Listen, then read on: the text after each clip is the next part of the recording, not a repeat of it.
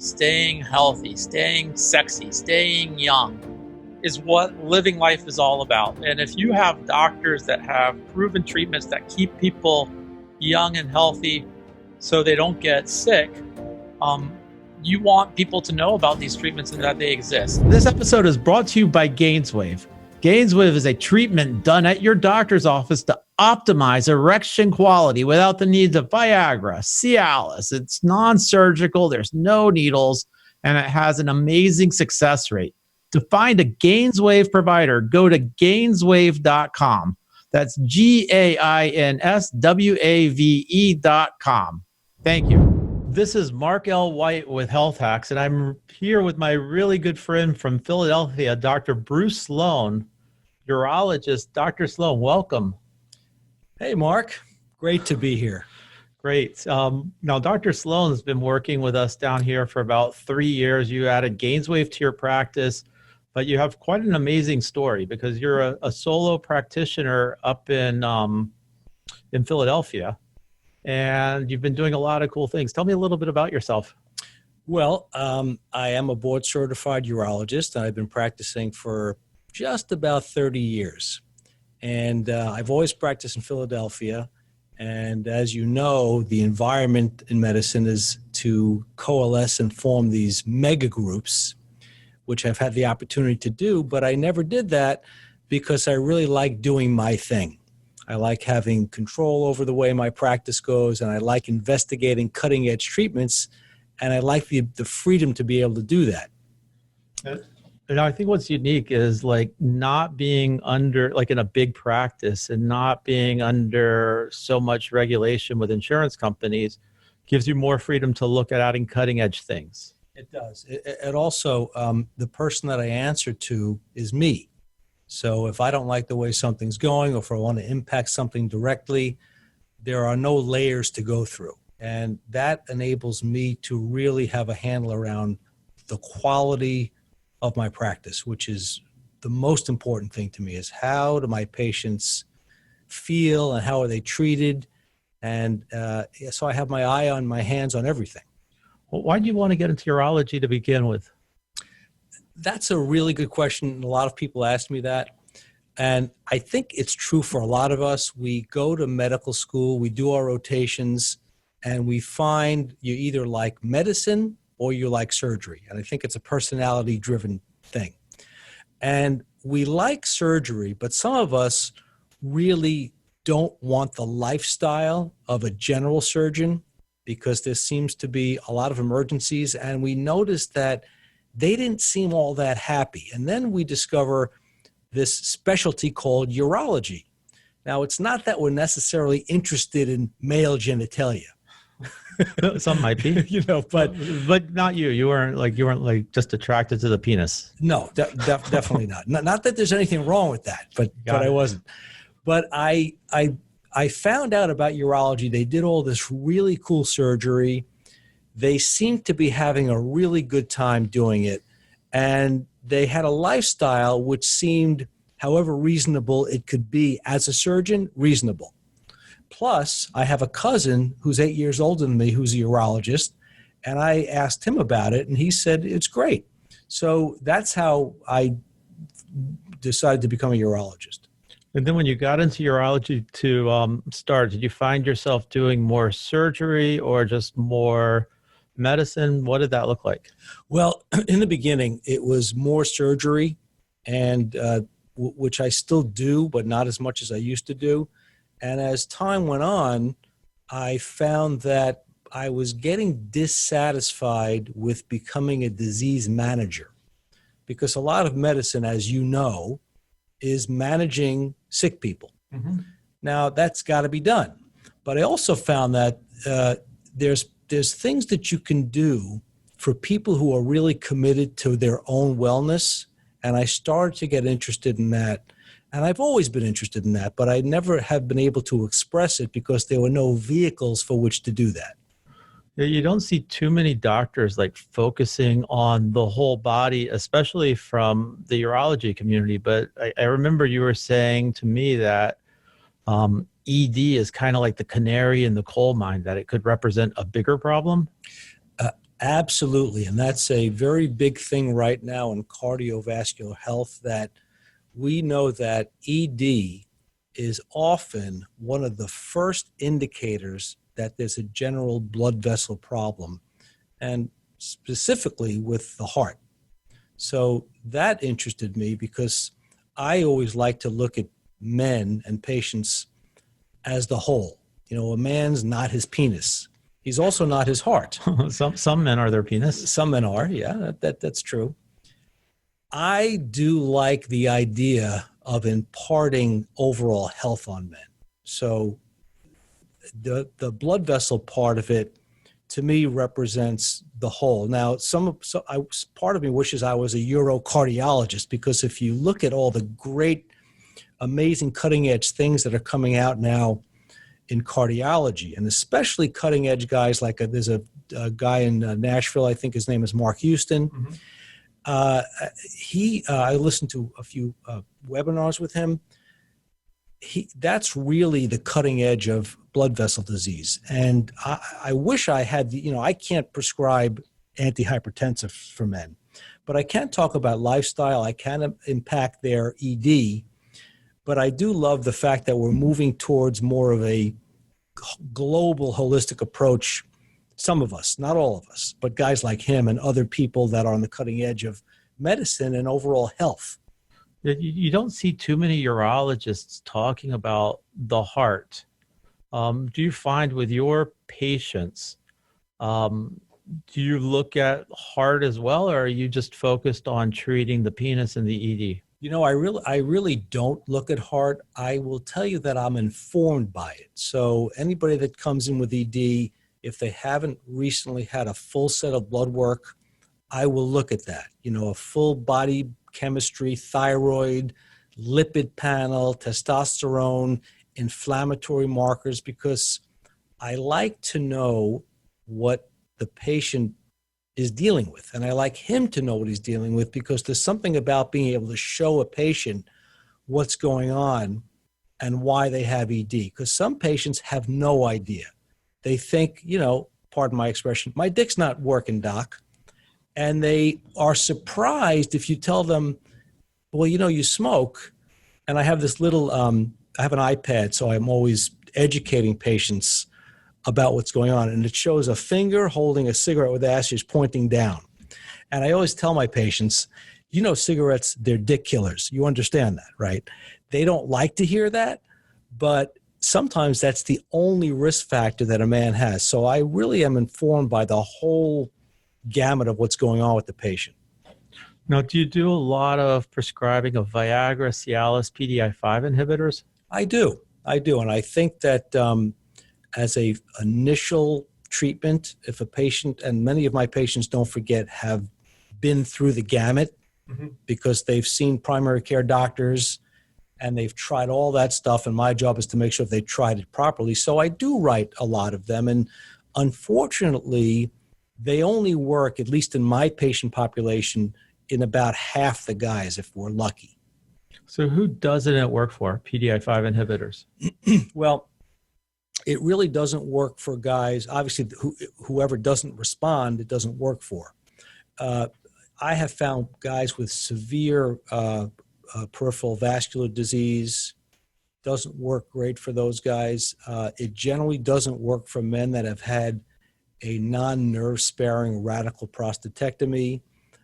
It doesn't always work for men that have had radiation therapy for prostate cancer. Anybody that's had severe trauma where the actual feeding blood vessels to the area in the pelvis need to be either revascularized or they need a penile implant. Do you do a lot of penile implants? I do. And now that sounds painful, but what is a penile implant exactly? Well, a penile implant is a medical device that is inserted inside the two cylinders of the penis, and they're called the corpus cavernosum, that which normally fill up with blood when everything is working fine. So with a penile implant, and there's several kinds, but we call the Cadillac is the three-piece, because two of the pieces are sleeves that go inside the penis itself, and then there's a reservoir that's filled up with saline that we place, and it's all done through a small incision. It's not very complicated, at least if you do a lot of them like I do. And rather than the penis filling up with blood, we put a pump in the scrotum, and they squeeze that pump, and that fluid from the reservoir gets transferred to the cylinders in the penis, mimicking blood filling up, and they get a good erection. And believe it or not, the satisfaction rate for those procedures is very high. Does that make the penis longer or thicker? No, it does not. As a matter of fact, sometimes the men will lose about an inch because the cylinders are only so long. And when a man gets a natural erection, there's blood flow going to every part of the penis, including the head of the penis, which that doesn't happen with an implant. So you have to be very clear when you put these in to tell the patients this is not an enlargement procedure. Yeah, that probably turns off a few patients to say you're going to lose an inch. Yeah, it does. It does. But, mostly when they've come to the point of looking at getting an implant, nothing's worked. Is there anything that adds length or girth to the size of the penis? There's nothing that the only thing that has the potential to add some girth is the P-shot or the PRP injection. I don't get involved in some of these other injectables like Juvederm and hyaluronic acid. It never appealed to me to do that, and I don't know how. And when I've seen them on patients that have had them done, it looks very artificial. Are you doing a lot of P-shots? I am doing a fair amount of P-shots. I am. And it's pretty successful in size. What are the other benefits? For most of the men, I will tell them that, and the reports I've gotten is that their sensitivity and sensation has increased. They feel that they've gotten some more girth, more reliable erections. I like to do it combined with the GainsWave because I think that's an ideal approach. But again, like anything, there are some men with really pretty severe ED that the P-shot just doesn't do anything. And you have to be clear about that with the patients, which I am. What do you see works better, the GainsWave or the P-shot, or do you see a synergistic effect? I tell patients, and just to answer your question straight on, it's the GainsWave. To me, the money is with the GainsWave therapy. The data is there. My personal experience is there. I've had patients come in, a number of them who've had a single P-shot, nothing else. It didn't work. But my experience has been if I had to choose, and I tell this to my patients, it's the GainsWave. If you could do them both, I do think there's synergy there.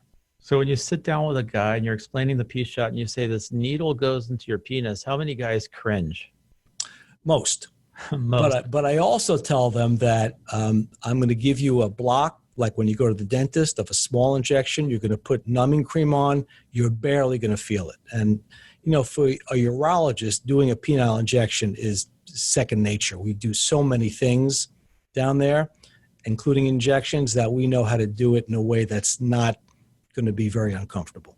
Yeah, but from a potential patient's point of view, it sounds scary, the needle in the penis. It sounds very scary. And my job is to reassure them that it's not going to be a traumatic experience. And honestly, it's not. How about Trimix? I mean, I've heard a lot about it, and that's another injectable, correct? That's another injectable that is actually not designed to treat the root cause of the problem, and it really doesn't restore anything. It's just another medication to use to get an erection. So the way it works is Trimix stands for 3 medications that are put in a mixture that increase the blood flow to the penis. And the way it works is whenever a man wants to have sex, he either does it with his partner or goes into the bathroom, takes out a very small syringe with a small needle and injects the Trimix. And it works very well in a good number of men. Now, here's the problem with it. If let's say it's January 2020, and there's 10 men that start, and I teach them how to do it, that start on injections. By December of 2020, 8 of them are no longer doing it. High attrition rate. Why? They don't really like doing it. It can be uncomfortable. Sometimes the medication burns. So I find that it doesn't stick. So the chance of side effects are a lot higher. Well, the main thing you worry about side effect wise is something called priapism, which is a prolonged erection for 4 hours. Now, if you educate the patient properly, it generally doesn't happen often. But there's also the possibility of scar tissue inside the penis, some curvature. But overall, it's actually quite safe. Now, talking about curvature, have you seen a lot of Peyronie's? I see a lot of Peyronie's. Are there treatments for Peyronie's? You know, there are. The traditional treatments are, and if somebody needs treatment at all, because a man could have Peyronie's and have a very minimal curvature with no pain, and he's fine with it. He can still engage in sex, and about 25 to 30% of these guys, the curvature will resolve.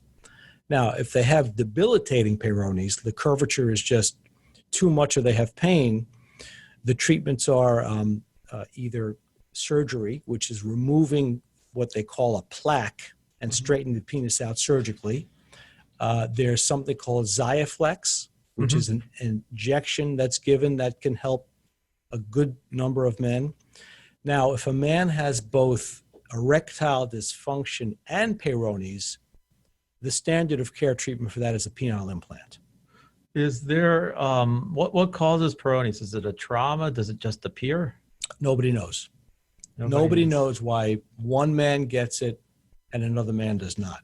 But interestingly enough, when I was a med student and a resident, it seemed like Peyronie's disease was just this rare condition. Now, I see a lot of it. My theory is that guys probably don't want to talk about it. That's not a theory. They don't want to, but but a lot of guys do come in. They are disabled. They are, sometimes you'll see something like this.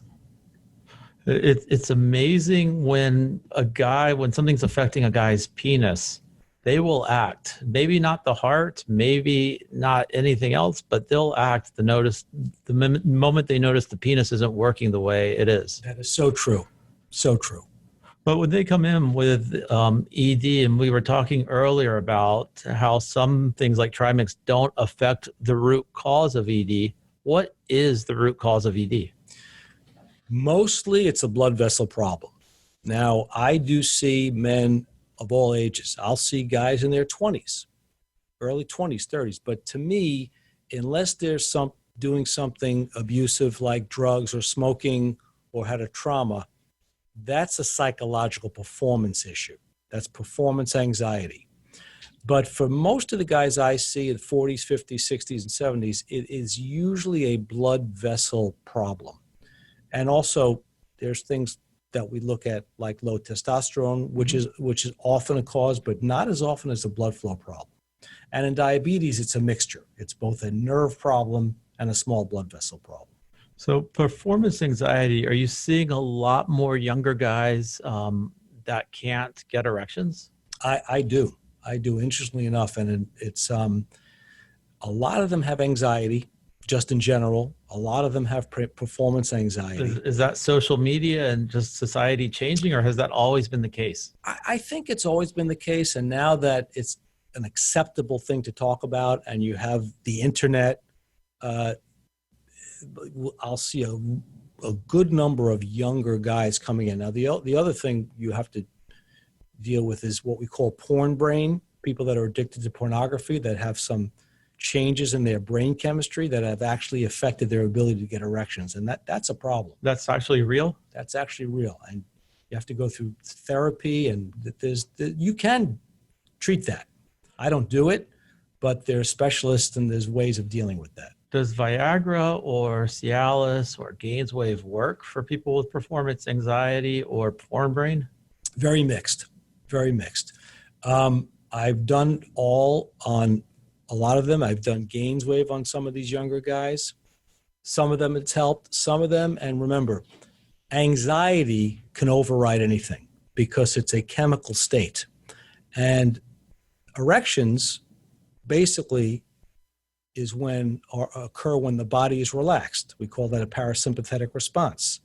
And the reason that you don't walk around with an erection all day is that there's blood flow in, blood flow out, and it's maintained by whatever the chemistry of your body is. And when time comes for sex, your brain tells your penis to make certain chemicals that are made by nerves that dilate and open up the blood vessels.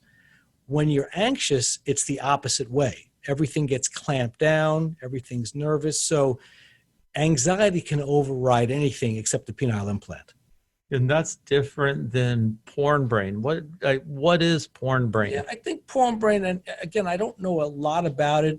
You know, what happens is the only way these guys can get excited is by watching porn. And like any addiction, they need more of it, they need different of it. And when the time comes to have sex, they cannot replicate what they're seeing. So they can't get excited. And then what the theory is that the dopamine is affected in your brain, the reward centers, and it's quite complicated, but it's a real phenomenon. It sounds like the same type of addiction cycle as gambling or drugs. It is. I mean, not everybody with a sex addiction has porn brain, but it's a similar pathway. And I would assume just knowing a lot about it is the internet probably hasn't helped at all. It hasn't helped at all. I mean, people come into my office all the time thinking they have this condition from the internet. And it's many times they're just way off, you know. Yeah, just tell them to turn off the computer. Yeah, good luck. So tell me about low testosterone. That's the other thing that you mentioned. Yeah, low testosterone is very common. We tend to think of it as a phenomenon which occurs with aging, which it does. And it is often a source of erectile dysfunction, sometimes in and of itself, often combined with a blood vessel problem. We're seeing more and more men now, younger men with low testosterone, and a lot of us, most of us believe this is an environmental thing with all these endocrine disruptors, they're called, in plastics and various environmental chemicals. So we're seeing a lot more low T in younger guys than we used to. Now, I've talked to some urologists that I think urologists tend to be more conservative than other physician groups out there. And I've talked to some urologists that say that you shouldn't treat somebody with testosterone if it's due to just natural aging. Do you agree with that? Well, that's a very good question because and I deal with this dilemma myself. And I generally don't check everybody's testosterone unless they're in for erectile dysfunction, fatigue, lack of energy, low libido. But there are some theories that, well, if the numbers are low, and even though the patient doesn't have quote unquote symptoms of what we call hypogonadism, that you should treat the number because there's a correlation between testosterone and lifespan or cardiovascular morbidity and mortality, death and problems with the heart. I haven't reconciled that with myself yet. You know, for example, I know the Cenogenics docs put most people on testosterone, and I've looked at, and they have good data to support the fact that it's way better to have normal testosterone for your overall health than not. But I can't say that if I find, in other words, do we treat the number? And I'm not a big treat the number guy. And most of the urologic community, and I'd say organized medicine, quote unquote, endocrine society, is against treating the number and even checking testosterone unless it's associated with the symptoms. And what are, other than ED, what are those symptoms? Symptoms are low libido is a big one, fatigue, lack of energy, lack of motivation, loss of muscle mass, those things. Sounds like a typical midlife crisis for your average 45 to 55-year-old guy. It does sound that way. And amazingly, when those symptoms are attributable to low T, these guys feel so much better when the testosterone is normalized. So why not, like, it sounds like many guys going through that, if they're symptomatic, they should be optimizing testosterone levels. They should be. And again, there's the theory that higher is better, which I tend to believe that. But, the urologic side of me is a bit cautious at times. But I know that a lot of guys think, and I do believe that just normal is not good enough. For example, I'll ask men if their testosterone is normal, and they'll say, yeah, my primary care doctor checked it. But if you look at the report, the ranges, the normal is considered 250. Now, that's low. That's really low. Well, it sounds like I've seen the range could be like 250 to what, 1,000? Yeah, 1,100, sure, absolutely. And there are, and I do have this experience that there are some men that the higher it is, the better they feel. I mean, it sounds like it's like saying normal weight for a man without taking anything else into account could be 150 to 250. Exactly. And some people also believe that even thyroid, when you look at normals, should be maximized. A lot of functional medicine practitioners and, cutting edge integrative guys really try to maximize, which I do think there's something to be said about that. Are you doing thyroids? I check thyroid numbers. Now, I won't treat them if there's a problem. Obviously, I send them to an endocrinologist or their primary care physician. But as part of the workup for ED, I do check thyroid. How about estrogen in men? I've gotten confused about estrogen, and I'll tell you why. Because when I first trained with Cenogenics, and they laid out the follow-up and modulation of testosterone therapy and the metabolites, which is what testosterone turns into, they always would, and they still do, check the estradiol levels. And if they're too high, which is the estrogen in the bloodstream, they will treat that. Now, there's a whole nother trend of thought, and there's a guy named Jay Campbell. I don't know if you heard of him. He has this.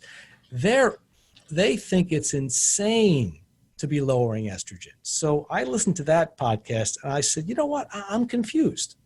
Because a good friend of mine is a Cenogenics doc, a staunch stand for T therapy, always checks estradiol and treats it if it's elevated. So I don't really know. I'm confused right now about that myself. If you ask 10 doctors opinions on testosterone or really just about anything, you'll get 10 different opinions. You'll get 10 different opinions, and there's also a lot of misinformation about testosterone replacement therapy. Overall, it is a good thing to do in a man who needs it. I think that some of these papers that have come out that suggested that there's an increased risk of heart attacks or cardiovascular disease have basically been disproven based on the poor quality of the studies. Now, when you put a guy on testosterone, is that also injections? Well, there's 3 ways you can do testosterone, and unfortunately, they're dictated by insurance coverage.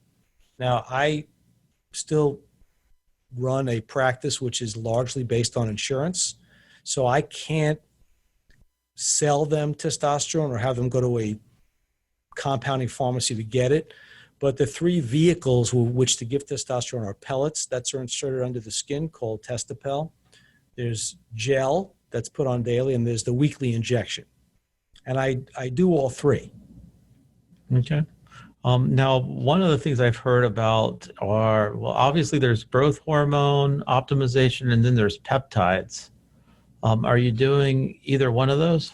I am just getting into peptides. I have prescribed them for some of my patients. I do think that is an up-and-coming, if not already established, treatment. And what's great about them is that they, rather than giving somebody a hormone directly, like growth hormone, you are giving a substance which accomplishes increasing levels of hormones that the body naturally makes without actually giving the hormone. So there's a lot to be said about things that happen with aging that begin to occur at the cell level. We call it in the cell signaling level, which these peptides seem to address. So I'm very excited about that. I'm in the process of educating myself around that. Again, it's a little bit of the wild, wild west, because it's one of these things, what's going to happen when people are on these for the long term? We don't know that. What we do know, though, is if you have symptoms now, it's not going to get better. Definitely not going to get better. So there's another, I guess, I don't know if it's a peptide. I don't know exactly what it is PT141. Are you familiar with that? Is that, yeah. They call it I think Suzanne Summers just wrote about it. It's a melanotrophin stimulate, like for libido. It's for libido, yes, for both men and women. Correct. And I've actually prescribed that for some patients who have done well. Now you have to be careful with this because it does stimulate the melanocytes in the body. So one of the things that I know you have to be cautious of is you have to monitor people for the potential of increasing their risk of malignancies. And I know that people that are doing peptides responsibly, and there's some, very good doctors, mainstream docs doing this, they have that monitoring going with their patients.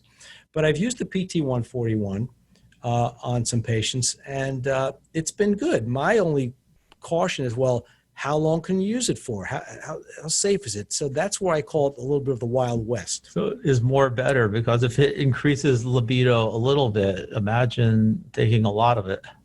Yeah, I can't imagine. I can talk all day about this. I think what's really cool is that most traditional urologists that are in big practices don't really think outside the box and look at some of these cutting edge treatments. Yeah, I don't think they have the freedom to be able to do that, because in those practices, they need to produce what they need to produce. It's, to some extent, it's very siloed. We have the ED guy, we have the robotics guy, we have the female urology guy. So they have to do what they're set up to do. And they may not have time to do Gainswave treatments during the day. And I know practices where they have a little sign in the waiting room that says, we do the E-wave. I don't even know what I guess the E-wave is shockwave treatment. But patients will tell me, I was in my because I see a lot of patients who have urologists that are looking for something else. And they say to me, I saw this doctor does the E-wave, but they don't promote it. Yeah, and I think with a lot of these wave treatments out there, you don't even know what you're getting, and you don't even know what kind of training the doctors have. I think obviously you being a urologist, you know the penis more than most doctors. Yeah, I think we know the anatomy very well. I think that we know the conditions very well. We have a thorough knowledge of the treatments available and what could actually be going on physiologically. We know who it's appropriate to treat, because I have found that a lot of these people can just buy the machine, and they could be, in fact, in Pennsylvania, there's an ER doc who opened up a center. Now, what does an ER doc know about who's appropriate? And I think if you're doing all comers, you're going to have, it's not appropriate. This is not for everybody. I think what's cool about that too, being a urologist, is that if somebody comes in there and they're either not a candidate or they do Gainswave and they don't have results, you have all these other ways of fixing the root cause or fixing their issues. We do.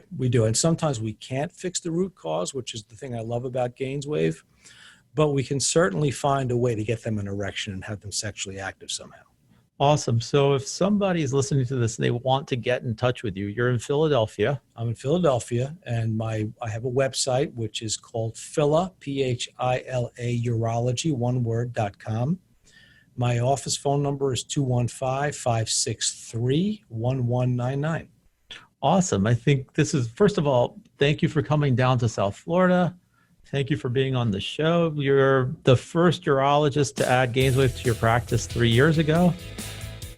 So thank you so much for everything. And definitely, if you have any questions or if you want to see Dr. Sloan, go to his website or give him a call. Thank you very much. My pleasure. Take care.